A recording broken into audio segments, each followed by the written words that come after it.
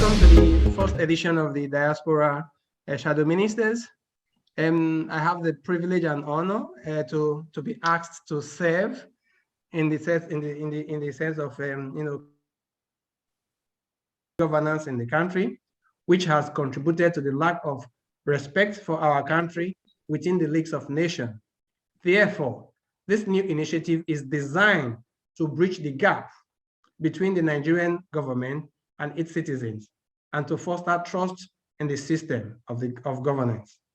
The DSM will bring their expertise, opinion, and worldviews to collaborate with the home government. That is exactly the aims, objectives, and what the shadow ministers stands for. Like I said, I am not one. I'm just repeating what we collectively agreed in the meeting. So if you have any follow-up questions on why X and Z, you should be able to forward such questions directly to the respective honorable ministers. So that's just the opening. I won't commit opening remarks. I'm being very careful since I'm not. That's just the opening introduction of what the Diaspora Shadow Minister is all about and what we collectively agree to do. So without wasting time, we're going to go straight to the full presentation.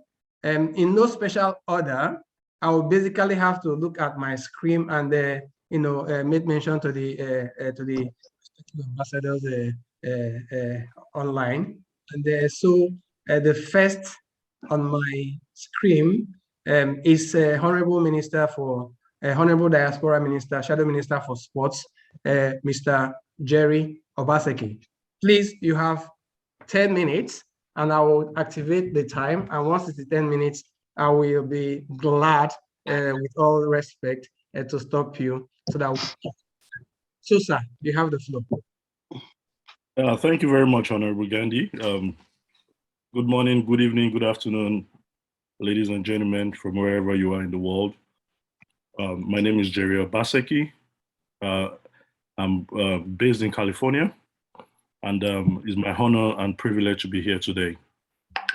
I'm going to be talking briefly on sports. I'm keeping it as simple as possible. I probably will not need 10 minutes. And I'm just going to talk to people now. I can make my presentation slide available after the session. Well, for me, I'm very passionate about sports. I'm very percent of our arable land, and we are not able to feed ourselves. Well, you don't have to be a magician, a prophet, or a mathematician to know that if a land wants to survive on cultivating 2.5% of 60% arable land of the land that you have, it is very clear that none can survive and none can actually feed themselves. It's almost impossible. And with the impasse of insecurity in the country, it makes it worse. Your ministry. Without wasting time, I will go straight to our next minister, the Honorable Minister for Labor and Employment, Professor Azu Okwechime. You have the floor, sir. Please unmute yourself and carry on. Happy New Year to you all.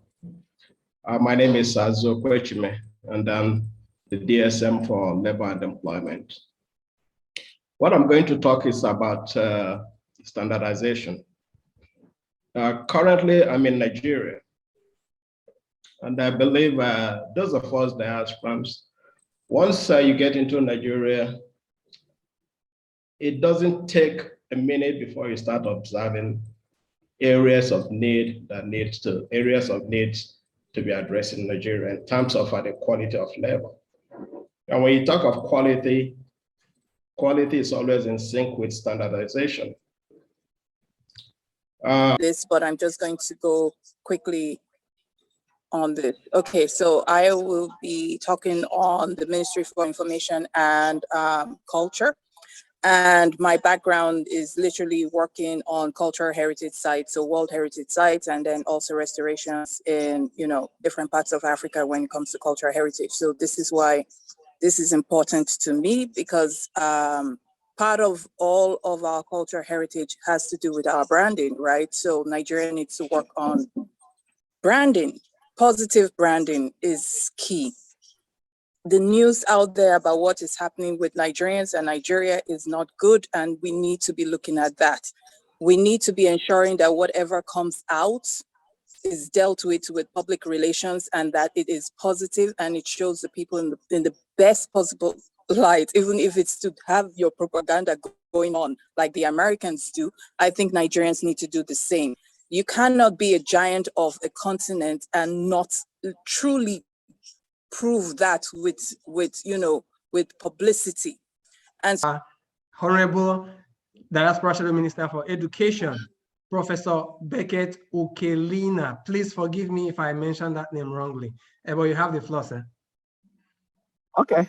Thank you very much. I am also speaking from Nigeria, where I have seen the level of education here that is in decay. So I'm not going to waste any time talking about the problems of education in Nigeria, because we all know what they are.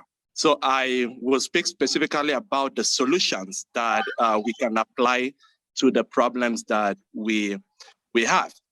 So some of the proposals we have, if given the opportunity, is universal pre-K with focus on teaching the children to be literate in English and one other Nigerian language. And this is very important, because in rural areas you have children who cannot read, and a child who cannot read and write is already a long-term liability. No one is trying to shame anyone. Everyone, we are trying to work together for the goal of our great nation. We can't sit down and watch while maybe something is not identified and is causing a problem. We should be able to speak up and share our situation. So that's the leadership and the focus of the ministry.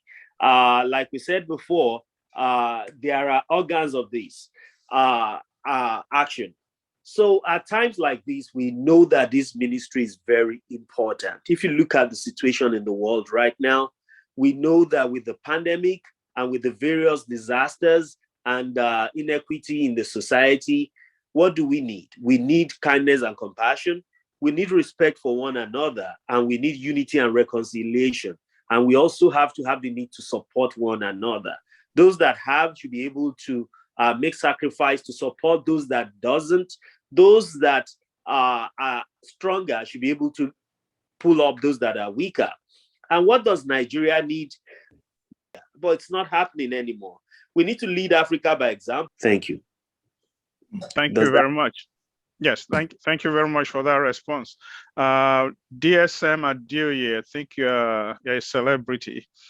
Folks would like you to put your, if you don't mind, put your contact information in the chat window.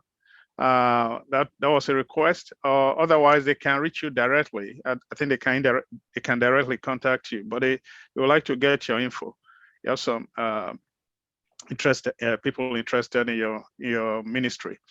Then Minds of Power, yeah, you too. You're a celebrity.